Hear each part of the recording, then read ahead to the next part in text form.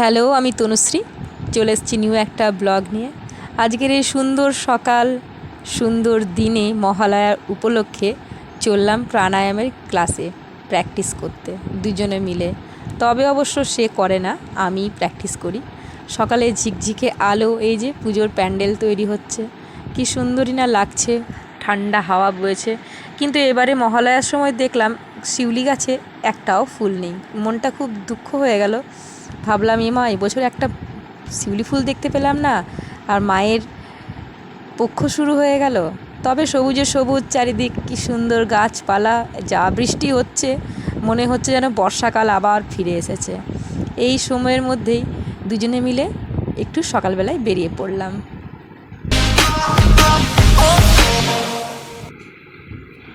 আমরা চলে এসেছি আশ্রম প্রাঙ্গণের কাছাকাছি। এখানেও বেশ গাছগুলো সবুজে সবুজ হয়েছে, প্রাঙ্গণটাও বেশ খুব সুন্দর করে সেজে উঠেছে। আর সকালে দুজনে মিলেই আশ্রমে চলে এসেছি হাজির। আমি প্র্যাকটিস করব, সে আমাকে ছেড়ে দিয়ে চলে যাবে বাড়ি। আবার যখন হয়ে যাবে তখন আমাকে আসবে নিতে। আশ্রম প্রাঙ্গণে অনেকেই পৌঁছে গেছে, আমিও তাদের সাথে পৌঁছে গেছি। যাব ভেতরে ক্লাস করতে, তার আগে একটু আশ্রমটা ঘুরে নিই। সকালবেলা সূর্যের আলো কী সুন্দর গাছের ফাঁক দিয়ে পড়ছে এই ঘাসের মধ্যে। সবাই বেশ আসছে একে একে, আমরা সবাই করব একসঙ্গে প্র্যাকটিস। কী যে সুন্দর লাগছে, এখানে আসলে একটা আলাদাই একটা আমেজ, যেন মনে হয় অন্য একটা জগতে চলে এসেছি। ভীষণই ভালো লাগে, ভীষণই ভালো লাগার জায়গা। এখানে এসে মন ভালো করতে চায় সকলেই। তাই ক্লাস হয়ে যাওয়ার পরে হাজব্যান্ডের সাথে চলে যাচ্ছি বাড়ির উদ্দেশ্যে। দুজনে মিলে একটা ছোট্ট গাড়ি নিয়ে এসেছিলো, তো সেই গাড়িতে বসে খুবই ভালো লাগছিল। মনটা গাইছিল, এই পথ যদি না শেষ হয় তবে কেমন হতো তুমি বলো তো। এই গানটা মনে মনে গুনগুন করতে করতেই হাসতে হাসতে দুজনে মিলেই চললাম রাস্তা দিয়ে। রাস্তা চারিদিকে সবুজে সবুজ, আর সকালটা খুবই সুন্দর। চলে এসেছি আমরা একটু সবজি বাজারে, টুকিটাকি সবজি কিনে নেব। এখন তো কাঁচা আদার সিজন, আদাগুলো এমনই ভয়ঙ্কর যে ফ্রিজে রাখলে নষ্ট হয়ে যাচ্ছে, আর বাইরে রাখলে শুকিয়ে যাচ্ছে, ব্যবহার করাই যাচ্ছে না। আদার মধ্যে একটুও যেন ঝাঁঝ নেই, কেমন ধরনের যেন এমন আদাগুলো হয়ে গেছে। তাই ভাবলাম একটু টুকিটাকি সবজি বাজারও করে নিই এই পথে। তাই কিনছি আমরা আদা, বেছে বেছে বেশ আদাগুলো দেখে দেখে নিচ্ছি যে আদাগুলো একটু বেশি দিন স্টোর করা যাবে ফ্রিজে।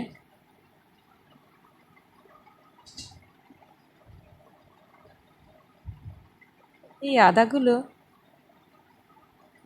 এই রসুনগুলো খুব সুন্দর, কোয়াগুলো একটু দামি। এবার নিয়ে নিলাম একটা লাউ, দেখে শুনে। দেখেছেন তো মানুষটা লাউ বেছে বেছে আমার জন্য নিচ্ছে। আমি বললাম একটা ছোট্ট দেখে লাউ নাও। লাউ বাছতে শুরু করে দিয়েছে, দেখছে যে লাউ দেখি কোথায় ভালো পাওয়া যায়। হ্যান্ডসেম হিরো এখন লাউওয়ালা, লাউ কিনছে। সবুজ দেখে একটা লাউ নিয়েছে, সে না দেখি আর কি কি সবজি নেওয়া যায়।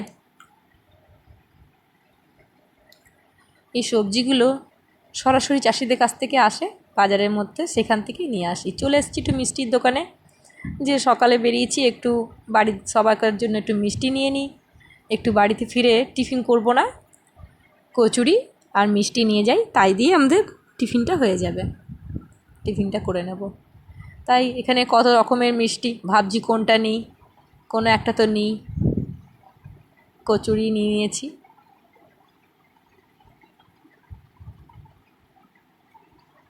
সকাল সকাল মিষ্টির দোকানে আমরা সবাই নিয়েছি মাশরুম, আর নিয়েছি সাথে শুশুনি শাক, যেটা খুবই রেয়ার, পাওয়া যায় না, ধনেপাতার মতনই, স্টোর করা যায় না বেশি দিন, একদিন কি দুদিনেরা বাঁচে। আর সঙ্গে নিয়েছি লাউ, দুটো ক্যাপসিকাম, একটা ছোট্ট দেখে বাঁধাকপি, আর আদা। এই টুকিটাকি সবজি নিয়ে এলাম, নিয়ে বাড়ি ফিরলাম। এবার করে নেব একটু ব্রেকফাস্ট। মাশরুমগুলো কি সুন্দর লাগছে না দেখতে, সবুজ শাকসবজি খুব ভাল লাগে। একটু সঙ্গে চা নিয়ে কচুরি আর ডাল নিয়ে বসে পড়লাম ব্রেকফাস্ট করতে। যাই তাড়াতাড়ি ব্রেকফাস্টটা করে নিই, ঝটপট করে আবার দুপুরে রান্নাটাও করতে হবে। কী যে ভালো লাগে মাঝে মাঝে কচুরি খেতে, অনবদ্য। রান্নাটা আমার কিছুটা হয়ে এসছে। আজকে করছি মাশরুম কষা এবং সঙ্গে আলু ভাজা। মাশরুমগুলো টুকরো টুকরো করে কেটে নিয়েছি। কি ফ্রেশ না, খুব ভালো লাগছে দেখতে। কেটে ধুয়ে আমি জল ঝরিয়ে নিয়েছি মাশরুমগুলো কষাতে কষাতে যেন মনে হয় একটুখানি হয়ে যায় যতটাই মাশরুম দাও। বেশ ভালোই রান্নাটা হচ্ছে। মাশরুম খেতে আমার মেয়ে ভীষণই ভালোবাসে। ও ভেজিটেরিয়ান, ও বেশি কিছু খায় না। সঙ্গে আমিও, যেদিন আমি প্রাণায়াম করি সেদিন আমিও ভেজিটেরিয়ানই খাই, মাছ টাছ কিচ্ছু খাই না। তাই ওরা আমার জন্য ভেজ রান্না, ওরা আমার জন্য করেছিলাম মাশরুম কষা। মাশরুমগুলো কষতে কষতে দেখুন কতটুকু হয়ে গেছে, কতটা মাশরুম যেন মনে হচ্ছে দেখাই যাচ্ছে না।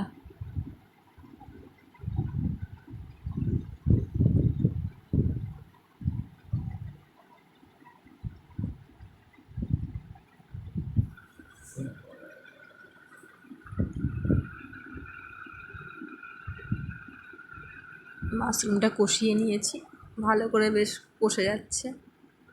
কি সুন্দর যে একটা অপূর্ব একটা গন্ধ উঠছে, কিছু বলার নয়।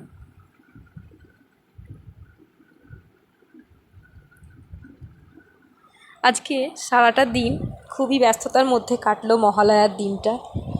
এই দিনে দেবীপক্ষ শুরু হয় এবং পিতৃপক্ষ শেষ হয়। আমরা ছোটোবেলায় সাজিয়ে নিচ্ছি দুপুরের খাবার, ভেন্ডি সেদ্ধ, আলু ভাজা এবং মাশরুম কষা। আমরা ছোটোবেলায় এই দিনে ভোরবেলায় উঠতাম, মহালয়া দেখতাম, ফটকা ফাটাতাম, বন্ধু বান্ধবদের সাথে খুব মজা করতাম এবং মা কিছু রান্না করতো তখন খেতাম। তবে অবশ্য সেই সব দিনই এখন ঘুচেছে জীবন থেকে। চলে এসেছি বিকেলে আমরা একটা শপিং মলে, যেখানে একটু করব টুকিটাকি কেনাকাটা। কি সুন্দর করে সাজিয়েছে না মা দুর্গাকে। মা দুর্গাও এখন শোপিস হয়ে বসে আছে মানুষের মাঝখানে। সেও যেন আমাদের কাছে একটা শোপিস হয়ে গেছে, তাই না? মহালয়ার আগেই, মহালয়ার দিন থেকেই দেখুন, আগের থেকে এখানে সাজানো আছে অবশ্য। আমরা তো মহালয়ার দিনে গেছি। মা দুর্গাকেও কী সুন্দর সাজিয়ে রেখেছে। আর শিউলি ফুলগুলো, নকলগুলো কী যে সুন্দর লাগছে। চারিদিকে ঝকমকে লাইটের গাড়ি ঘুরছে, একটা অন্য ধরনের পরিবেশ। বেশ ভালোই লাগছিল সন্ধেটা এখানে। মাকে দেখেও একটু মনটা খুশ হয়ে গেল যে মহালয়ার দিনে মায়ের একটু দর্শন হয়ে গেল। ভিডিও ভালো লেগে থাকলে লাইক, শেয়ার, সাবস্ক্রাইব করতে ভুলবেন না। এইভাবে সঙ্গে থাকুন, পাশে থাকুন দুর্গাপুরবাসী চ্যানেলের।